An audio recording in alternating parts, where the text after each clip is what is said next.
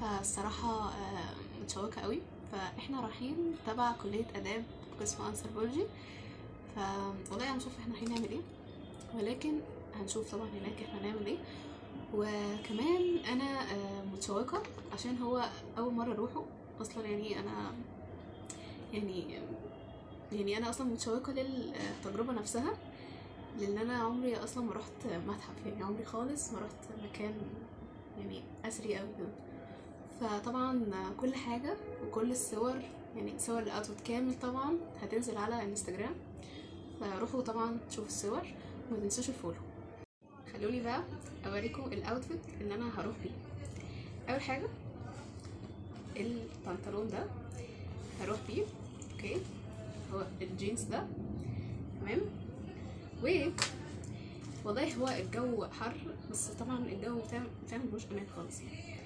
والبلوفر الكحلي ده ماشي، وعليهم الجاكيت ده طبعا، يعني هو الجاكيت ده قدام، اوكي.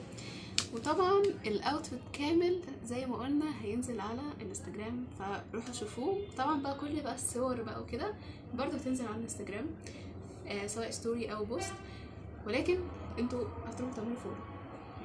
ماشي كمان اقول لكم ان انا هلبس الشنطه دي. شنطه مش بتكفي اي حاجه والله خالص، بس ولكن هي حلوه على الطقم، فاحنا هنتلاشى اي حاجه تانية وهناخد الشنطه دي عادي خالص، وهنحشر كل حاجه فيها وعادي هتكفي طبعا. وطبعا الطقم ما يحلاش غير بالاكسسوارز. انا صراحه محتاره، لان انا اول ما بنزل من البيت بالخواتم كده بحط بقى لحم بحطهم في الشنطه على طول، فبحسهم صراحه هما ملهمش اي لازمه. ولكن احنا يعني عشان الصور كده، فاحنا هنلبس ده ماشي، وهنلبس كمان في بقى يعني خواتم، اوكي. طبعا عشان الطقم اخضر وكده، انا بحب يعني اخلي الحاجات كلها من واحد. ففي ال3 خواتم دول ماشي، في ده اوكي، وفي كمان ده، وفي ده. فال3 الصراحه حلوين، فانا محتاره ما بينهم. وطبعا كالعاده احنا عارفين احنا اول ما هنزل بيهم هنشيلهم كلهم. اوكي دلوقتي انا بعد ما لبست خلاص، ولبست زي ما قلت لكم دول، ولبست الخواتم دي خلاص انا استقريت عليها. يا رب بس يعني بشيلها في الصيف كده دلوقتي طبعا لازم البادي سبلاش، طبعا ده شيء اساسي، اوكي. فرش كده قبل ما ننزل. وكمان طبعا يعني بجد حاجه اساسيه، وانا بجد يعني مش عارفه ليه الشتا ده يعني لاول مره يعمل كده في ايدي. بجد ايدي بتبقى ناشفه جدا جدا. طبعا لازم وانا نازله وانا قاعده في كل وقت والله يعني برطب ايدي بكير ده. طبعا ده هيبقى ليه فيديو لوحده، بس انا قلت اقول لكم عليه دلوقتي. بس هو بجد حلو قوي قوي بجد. وطبعا باين ان انا مخلصاه يعني، طبعا هو فعلا تحفه يعني ايه. وكمان خفيف قوي على البشره، وحتى مش بيسيب اي اثر، اللي هو الاثر الدهني اللي بيبقى على الايد ده، او زي ما كنت بقول لكم ان الكريم مش بيسيب اي اثر دهني خالص. يعني انا بعد ما حطيته على ايدي الاثنين اهو، هو مش بيسيب بجد اي اثر دهني، وحلو قوي يعني. انا بجد يعني ما كنتش خالص مجربه حاجات من كيان نور خالص، غير بس جربت منهم الكريم ده مرطب، وكمان جربت منهم الليب بالم البينك والحمرا. البينك بجد حلوه قوي، كمان انا بحبها جدا بجد.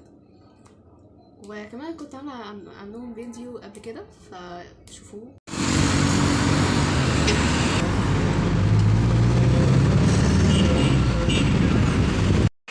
حاليا بقى اول ما وصلت خط الرمل، ويلا بينا على المتحف. دي اول مره اروح فيها المتحف، وبجد هو شكله حلو قوي من بره، فانا متشوقه ان انا ادخل جوه، وان شاء الله اعرف اصور لكم كل حاجه.